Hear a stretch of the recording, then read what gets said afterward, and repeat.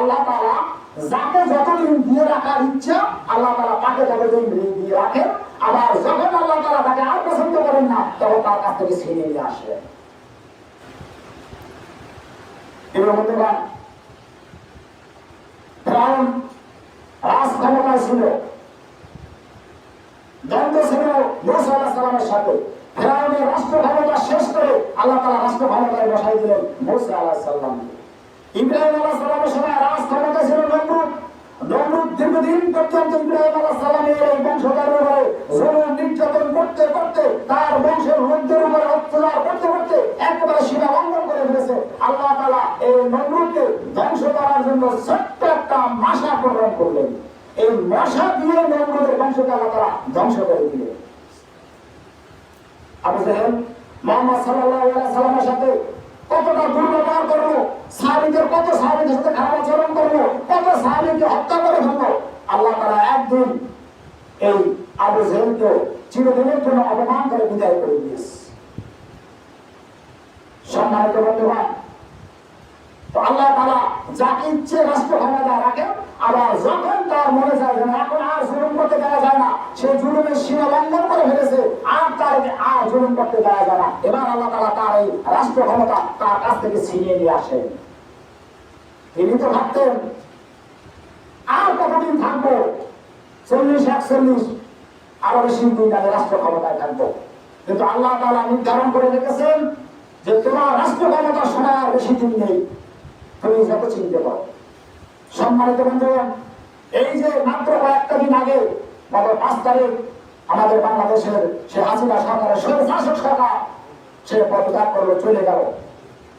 একটু চিন্তা ছিল না তার এরকম সে করবে।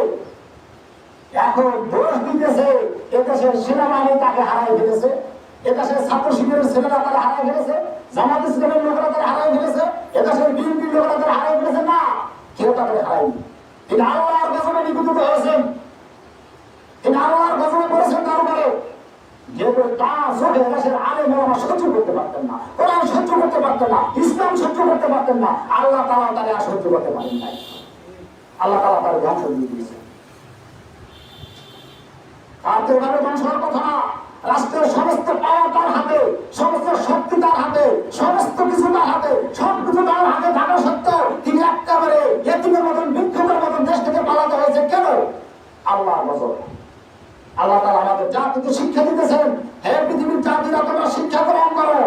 তোমাদের রাষ্ট্রীয় শক্তি, অর্থের শক্তি আর বাহাদুরি আমার কাছে কিচ্ছু না। আমি যা ইচ্ছা ততদিন ক্ষমতায় রাখি, যখন ইচ্ছা আমি তার কাছ থেকে ক্ষমতা ছিনিয়ে নিয়ে তার পথে ফকির বানাই দিই।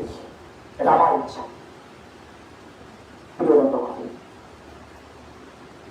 তাহলে কোন জালেম সরকার যদি এলাকার রাষ্ট্রপতি হয়ে জনগণের উপরে জুলুম করে, এটাও তো আল্লাহ করাই করে বুঝা যায়। তাহলে আমার ওই জালেম সরকারের দৃষ্টিতে দোষ তো আল্লাহরই হওয়ার কথা। নাউজুবিল্লাহ না, আল্লাহ তাআলা অন্য আয়াতে বুঝাই দিয়েছেন। এই সূরার 140 নম্বর আয়াতে আল্লাহ তাআলা বুঝিয়েছেন, তিলকাল আইয়ামু নুদাবিলুহা বাইনান নাস লিয়ালামাল্লাহু মিনকুম আমানু ওয়া ইয়াত্তাখিযু মিনকুম শুহাদা।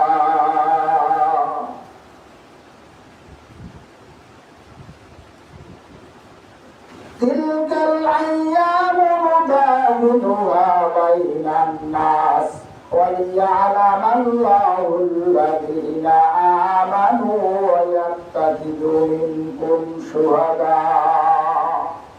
এই আয়াতে আল্লাহ তাআলা বলেন, আমি রাষ্ট্র ক্ষমতাকে, যুগকে মানুষের মধ্যে বন্টন করে দেই।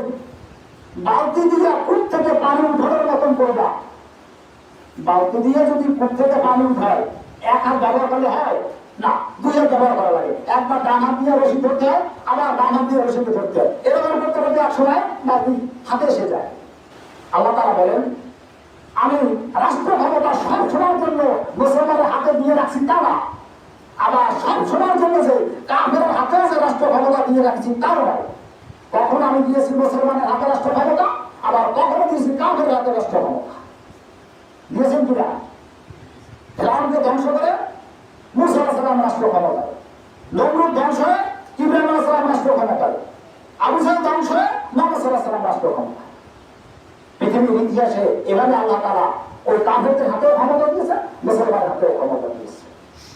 তো মুসলমানকে আল্লাহ তাআলা ভালোবেসে রাষ্ট্র ক্ষমতা দিয়েছেন, এটা তো ভালো কথা।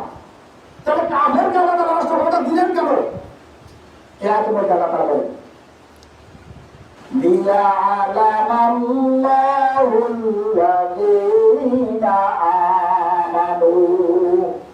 আমি কাফের হাতে রাষ্ট্র ক্ষমতা দেই এই কারণে, ও যখন রাষ্ট্র ক্ষমতায় পায়, পাওয়ার পরে কোরআনওয়ালাদেরকে মারে পিটায় জেলখানায় জুলুম অত্যাচার করে।